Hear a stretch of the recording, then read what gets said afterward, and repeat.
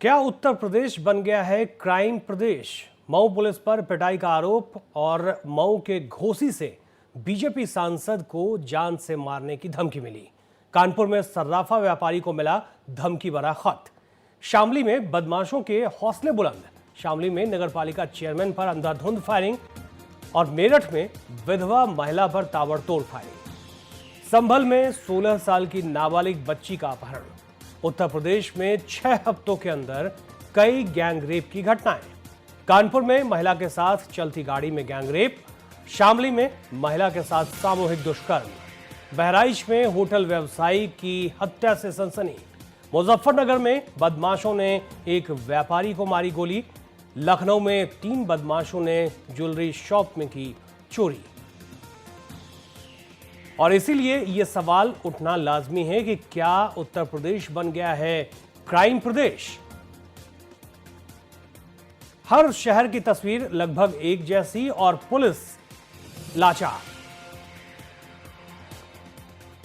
घटनाओं की लंबी फहरिस्त है और इन घटनाओं में से कुछ घटनाएं हम आपके सामने लाकर दिखा रहे हैं।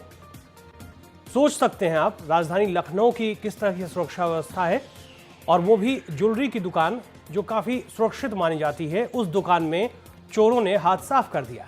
पुलिस के हाथ अब भी खाली हैं।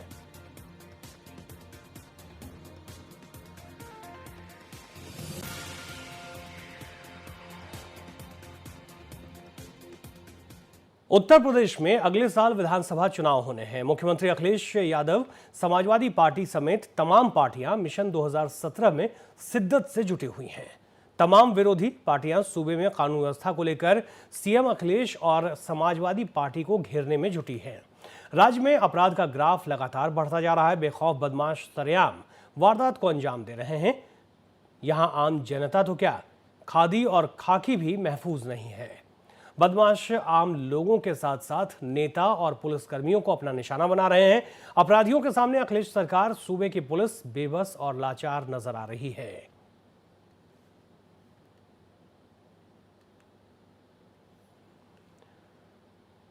उत्तर प्रदेश के घोसी में बीजेपी सांसद की जान से मारने की धमकी मिली है बीजेपी सांसद को, और धमकी देने वाले ने 15 दिन के अंदर काम को अंजाम देने की बात भी कह दी है। राज्य भर में जिस तरह से धमकियां मिल रही हैं और इस धमकी में मऊ पुलिस को तहरीर दी गई है। सांसद ने बताया कि बुधवार सुबह वो एक कार्यक्रम में शामिल होने गए थे, तभी उनके मोबाइल फोन पर एक युवक ने उन्हें जान से मारने की धमकी दी। आईपीसी की धारा 504, 506 के तहत मुकदमा तो दर्ज कर लिया गया, जांच भी शुरू कर दी गई, लेकिन पुलिस के हाथ अब भी खाली हैं। सांसद ने पुलिस अधीक्षक को पत्र लिखकर कार्रवाई करने के लिए कहा है और गुहार लगाई है कि कार्रवाई करें और उनकी जान बचाएं।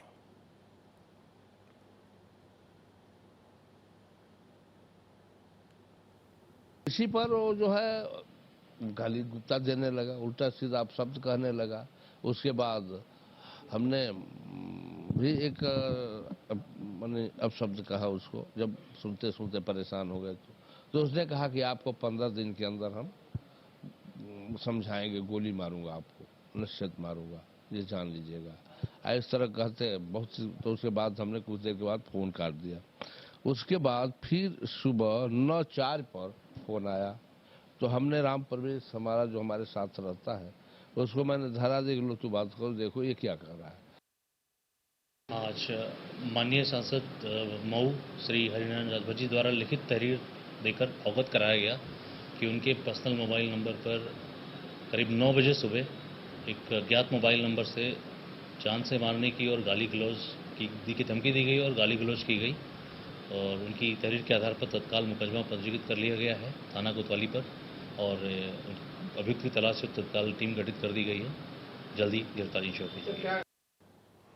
मऊ जिले के कोपागंज इलाके के जयरामगढ़ गांव के रहने वाले संजय कुमार ने पुलिस पर पिटाई का आरोप लगाया है। संजय के शरीर पर लगे चोट के निशान पुलिस के पिटाई की गवाही दे रहे हैं। संजय की बात पुलिस के आला अधिकारी सुनने को तैयार नहीं है। पुलिस ने पीड़ित संजय की बात नहीं सुनी तो थक हार कर संजय ने इलाके के बीएसपी विधायक से गुहार लगाई। पुलिस ने विधायक की भी नहीं सुनी। उसके बाद विधायक जिलाधिकारी के पास पहुंचे और जिलाधिकारी ने पीड़ित युवक के प्रार्थना पत्र पर जांच के बाद कार्रवाई का भरोसा दिया। दरअसल पीड़ित युवक संजय ने बताया कि पुलिस उसके भतीजे को उठाकर ले गई थी। जानकारी के लिए वो थाने गए थे। इस दौरान पुलिस ने उसे कई सवाल जवाब किए और पुलिस वालों ने उसे मारना शुरू कर दिया। संजय के मुताबिक उन्हें बेल्ट और लाठियों से जमकर पीटा गया।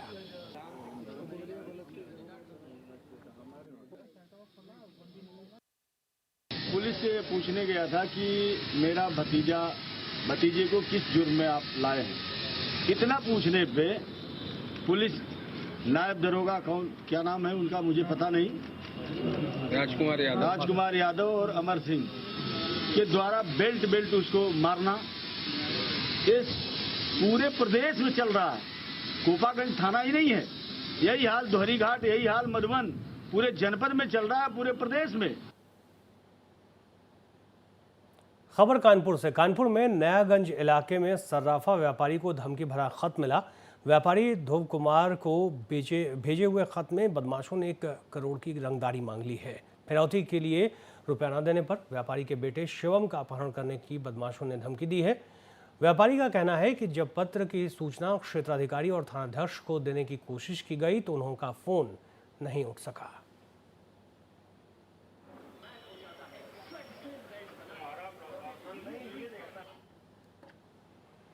मुरादाबाद में पीडब्ल्यूडी में तैनात इंजीनियर से रंगदारी मांगे जाने का मामला सामने आया है। पूरा मामला है मझोला थाना क्षेत्र का। आरोप है कि एक प्राइवेट यूनिवर्सिटी में पॉलिटेक्निक के छात्र और उसके दोस्त ने फोन कर 15 लाख रुपए मांगे और न देने पर उसके बेटे की हत्या करने की धमकी दी। धमकी से परेशान इंजीनियर के परिवार से पूरे मामले की जानकारी पुलिस को दी। पुलिस ने धमकी देने वालों को फोन को सर्विलांस पर रख दिया और 2 को धर दबोचा। पूछताछ के दौरान दोनों ने अपना गुनाह कबूल कर लिया। खबर के मुताबिक अपने महंगे शौक को पूरा करने के लिए दोनों छात्र इस तरह का कदम उठाते रहे हैं।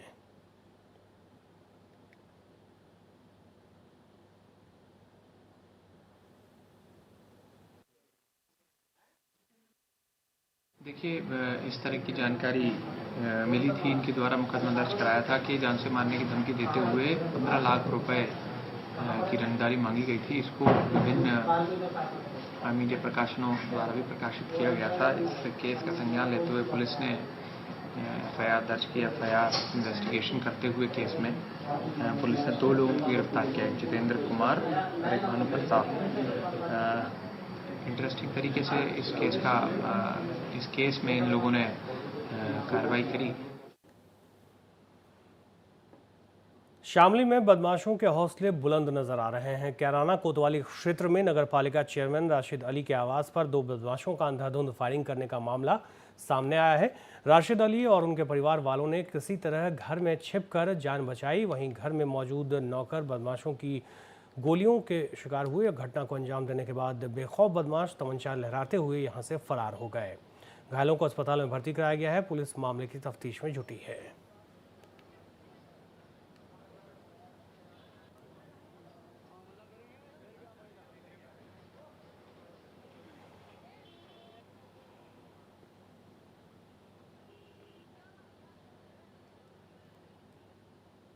मेरा एक कर्मचारी बैठा हुआ था जो मैंने पूरे दिन बिठा रखा पब्लिक की सेवा के लिए कि कोई भी काम आवे उसका फार्म भरना, उसको जो भी मैंने साइन कराने तो वो इसलिए वो यहाँ फार्म भरता रहता है। और वो जो 2 लड़के आए उन्होंने उस पर गोली चलाई, मुझे समझकर उस पर गोली चला दी। उसका किसी से कोई मतलब नहीं था, वो तो बेचारा फार्म भरने वाला लड़का था, लेकिन टारगेट उनका मैं ही था।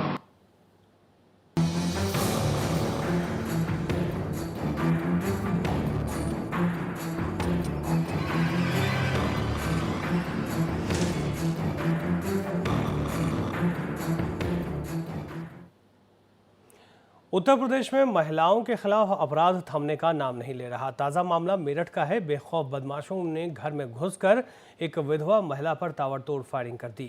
इस फायरिंग में विधवा नाजरीन की मौके पर ही मौत हो गई। बताया जा रहा है कि नाजरीन के परिवार वालों का गांव के ही कुछ दबंगों से पुरानी रंजिश चल रही थी और इसी मामले को लेकर दबंगों ने महिला पर गोली चला दी।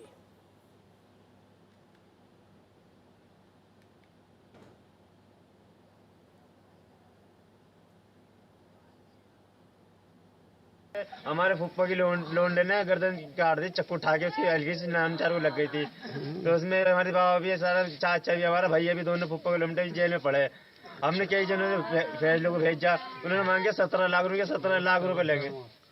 अब तुमने थाने में तहरीर दी है क्या? हमने तहरीर की दे दी। अच्छा, क्या कुछ लोगों को नामजद भी किया? हाँ जी, नाम है, 4 जनों का नाम है, जिन्होंने नाम है आके डबोस्ता। अच्छा, किस किस के नाम? हाजी तहसीम है जी, जाहिद है, अर्जी साहिद है। अच्छा।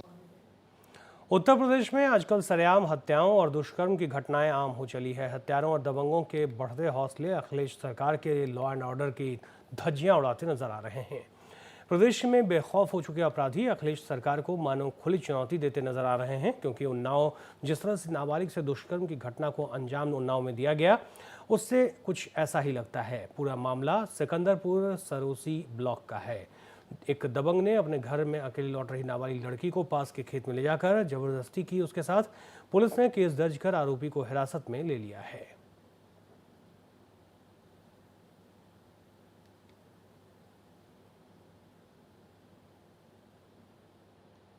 फिर हमको डर लगा, फिर हम कराचा छोड़कर अपने घर की तरफ भगे, तो वो लड़का हमको पकड़ लिया, हमारे बाल पकड़ लिया। जब हम चिल्लाने लगे, तब पहले तो मुंह लपेटे हुआ था। जब हमको मैकेर में लेकर गया था, मुंह खोल दिया था।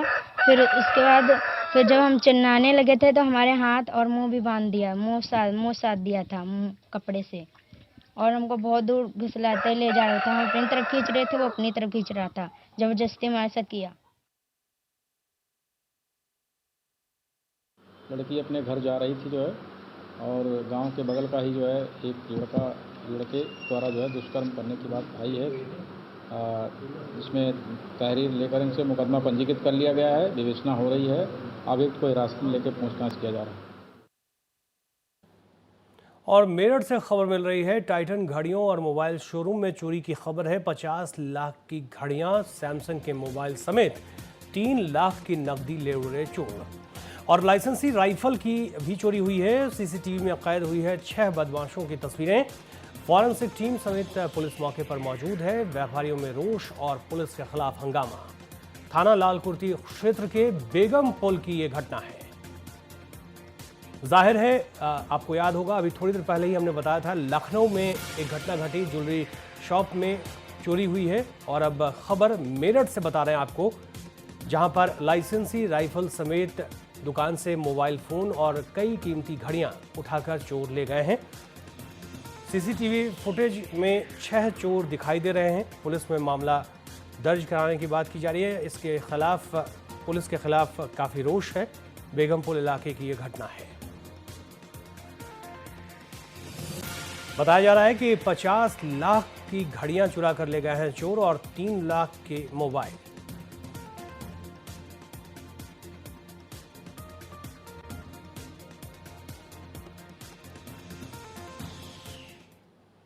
और इसीलिए सवाल उठ रहा है कि आखिर प्रदेश की कानून व्यवस्था की ये हालत क्यों हो गई है। आखिर अखिलेश सरकार इससे पुख्ता इंतजाम क्यों नहीं कर पा रही है। शामली में बदमाशों के हौसले बुलंद नजर आ रहे हैं। कैराना कोतवाली क्षेत्र में नाबालिग चेयरमैन राशिद अली के आवास पर 2 बदमाशों का अंधाधुंध फायरिंग करने का मामला सामने आया है। राशिद अली और उनके परिवार वालों ने किसी तरह घर में छिपकर जान बचाई है। घर में मौजूद नौकर बदमाशों की गोलियों के शिकार हुए हैं। घटना को अंजाम देने के बाद बेखौफ बदमाश तमंचा लहराते हुए फायरिंग करते हुए फरार हो गए। घायलों को अस्पताल में भर्ती कराया गया। फिलहाल मामले की तफ्तीश की जा रही है।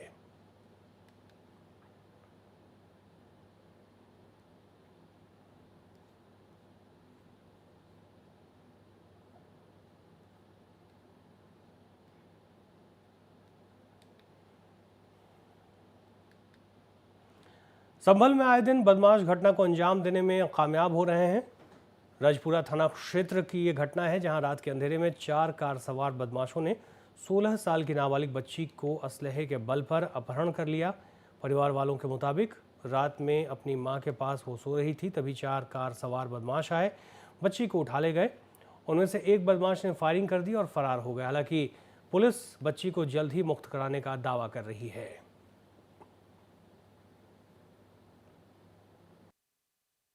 इस मामले में जैसे सूचना थाने पाई, तत्काल 364 IPC का अभियोग पंजीकृत कर लिया गया है। सरगर्मी से मुलजिमानों की तलाश है।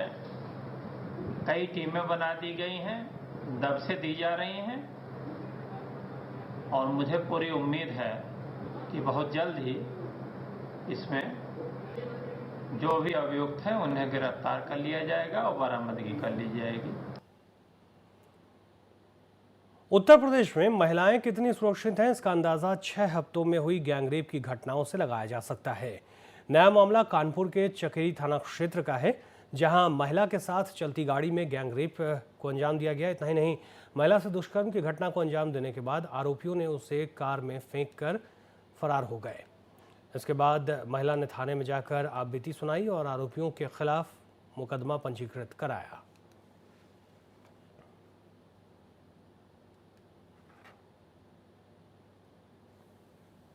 दूसरी गाड़ी में वो लेके गए और उन्होंने कहा पेपर उठाओ। पेपर जैसे हमने उठाने की कोशिश करी, उन्होंने धक्का मार के गाड़ी में अंदर की तरफ घसीट लिया। पूरी रिकॉर्डिंग, मोबाइल उनके साइड में ही रखा था, पूरी रिकॉर्डिंग हो रही थी और उन्होंने बाद में मुझे दिखाई कि अगर तुमने किसी को भी कुछ भी बताया तो ये रिकॉर्डिंग इंटरनेट पे डाल देंगे और तुम्हारे पति और तुम्हारे भाई को जान से मार देंगे। महिला का ये आरोप है, संडे शाम की घटना ये बताई गई और उसने आरोप लगाया है कि जो उसके अधिवक्ता थे और उसके एक साथी, इसका विवाद पीड़िता का अपने घर में चल रहा था और पेपर बुलाने के बहाने इसको बुलाया गया, पेपर देने के बहाने, और उसके बाद उसके साथ दुराचार की घटना की गई। इस संदर्भ में तत्काल संडे रात में ही अभियोग पंजीकृत कर दिया गया था। पीड़िता का मेडिकल और अन्य चीज़ें कराई गई और गुण दोष के आधार पर जो भी चीज़ें निकल के आएंगी उसके आधार पर कार्रवाई करी जाएगी। बहराइच में एक होटल व्यवसायी की हत्या से सनसनी फैल गई। पूरा मामला है कोतवाली नगर इलाके का, जहां 55 साल के इरशाद नाम के होटल व्यवसायी के हथियारबंद अज्ञात हमलावरों ने निर्मम तरीके से तलवार, धारदार ब्लेड और ईंट से कुचलकर मौत के घाटों से उतार दिया। मौके से फरार हो गए ये अपराधी। घंटाघर पुलिस चौकी से महज चंद कदमों की दूरी पर यह घटना घटी है। घटना से पुलिस के खिलाफ लोगों में काफ़ी नाराजगी है। घटना की जानकारी होते ही मौके पर पहुंची पुलिस मामले की जांच में जुट गई। हालांकि अभी तक हत्या के कारणों का पता नहीं चल सका है। घटना ने कानून व्यवस्था की पोल खोलकर रख दी है।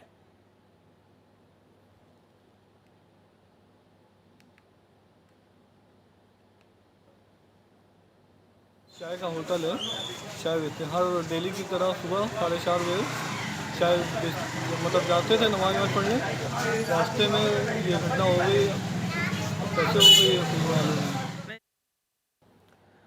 पिछले कई दिनों से मुजफ्फरनगर में हो रही लूट और हत्या की वारदातों से परेशान पुलिस अपराधियों के सामने बेबस नजर आ रही है। दिन ढलते ही शहर के बीचों बीच बदमाशों ने एक व्यापारी की गोली मारकर हत्या कर दी। व्यापारी प्रदीप को जिला अस्पताल ले जाया गया। डॉक्टरों ने यहां मृत घोषित कर दिया। पुलिस की माने तो मृतक व्यापारी प्रदीप दाल मंडी से बीड़ी गुटखे का व्यापार करता था और यह घटना उस वक्त हुई जब व्यापारी मंडी से अपने घर जा रहा था।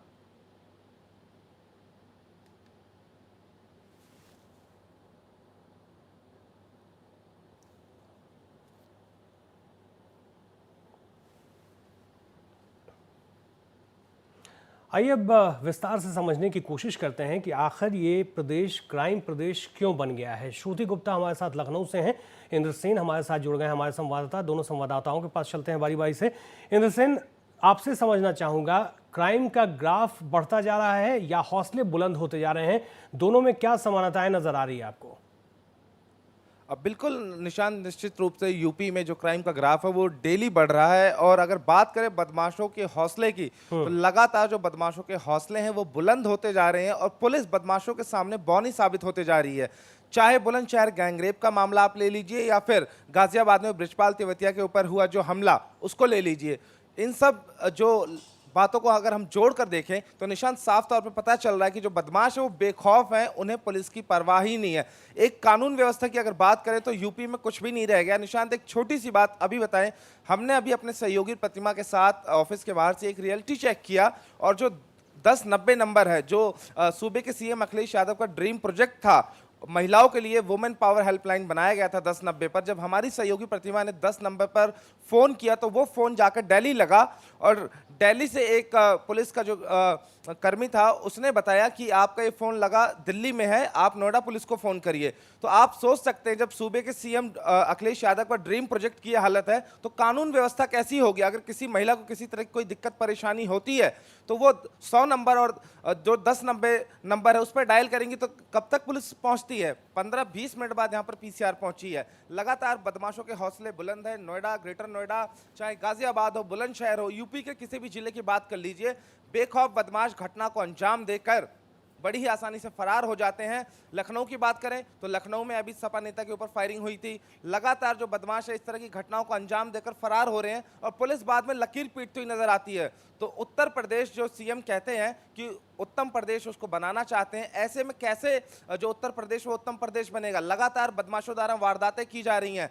यमुना एक्सप्रेस वे पे जो परी चौक से कुछ ही दूरी पर है वहां पर एक लड़की के साथ दिन दहाड़े गैंगरेप किया जाता है। हालांकि बाद में जो 4 आरोपी थे पुलिस ने उनको गिरफ्तार जरूर कर लिया, लेकिन ऐसे मैं आपके पास चलेगा? लौटता हूं इंद्र सेन। श्रुति से भी समझने की कोशिश करते हैं कि आखिर इस तरह से क्या हो रहा है प्रदेश में। श्रुति, डर लगता है लखनऊ में आपको?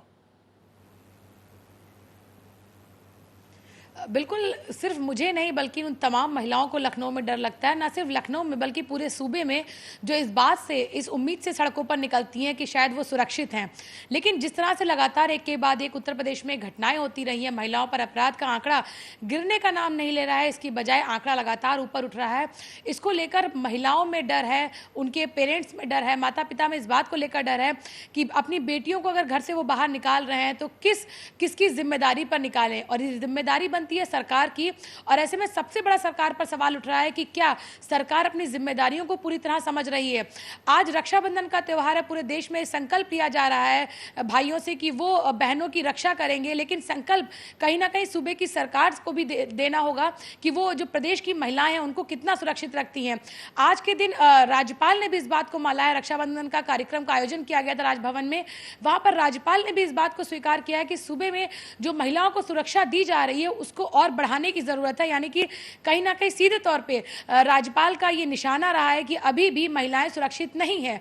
जो सुरक्षाएं दी जा रही वो पर्याप्त नहीं है, या वो बिल्कुल भी इस तरह से उनको जिस तरह से भी इंद्रसेन ने भी बताया कि घटनाएं हो जाती हैं, पुलिस या तो देर से पहुंचती है या पुलिस इसी जद्दोजहद में फंसी रहती है कि जो सीमा का विवाद है कि आखिर ये घटना किसके एरिया में आती है। ये तमाम चीजें हैं जो लगातार प्रदेश में अपराध को बढ़ावा दे रही हैं। और सरकार की जो सबसे ज्यादा जिम्मेदारी बनती है, भले ही सरकारी दावा करे कि अपराध का ग्राफ कम किया है और सरकार इस मामले में कड़े कदम उठा रही है, लेकिन फिर भी आज के दिन भी अगर हम सुबह से अब तक का अगर हम न्यूज पूरा अपडेट देखेंगे तो 5 से 6 ऐसी बड़ी घटनाएं उत्तर प्रदेश में हो चुकी हैं जो वाकई में ये सवाल खड़े कर रही है, क्या महिलाएं सुरक्षित हैं। और जिस तरह से आपने भी ये सवाल किया, क्या वाकई में और मुझे भी इंद्रसेन, अगर हम डरना अपने पड़ता क्राइम है। ग्राफ को देखें और आज के इस खास पेशकश को देखें तो अंदाजा लगाना मुश्किल नहीं है कि प्रदेश में कानून व्यवस्था की किस तरह से अपराधी धज्जियां उड़ाते हैं। जगह जगह कानून व्यवस्था का यही हाल है और पुलिस बेबस और लाचार नजर आती है। तमाम बातचीत के लिए आप दोनों का बहुत बहुत शुक्रिया। और यहां रुकेंगे एक छोटे से ब्रेक के लिए, जल्द लौटते हैं। आप देखते रहिए नेशनल वॉइस। जय हिंद।